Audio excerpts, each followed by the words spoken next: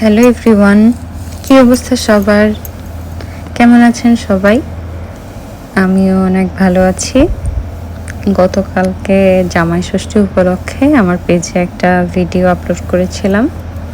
আপনারা অনেকেই হয়তো দেখেছেন, যারা দেখেননি দেখে আসতে পারেন। জামাই ষষ্ঠী আসলে অনেক স্পেশাল একটা অকেশন। যেহেতু আমার বিয়ের পর এইবার আমাদের প্রথম জামাই ষষ্ঠী, তাই এটা আমাদের জন্য অনেক বেশি স্পেশাল ছিল।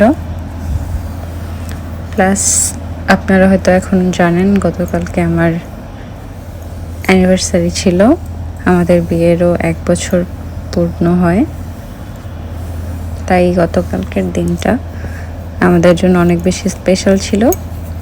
সেদিন তো অবশ্যই অনেক ভালো খাওয়া দাওয়া হবেই।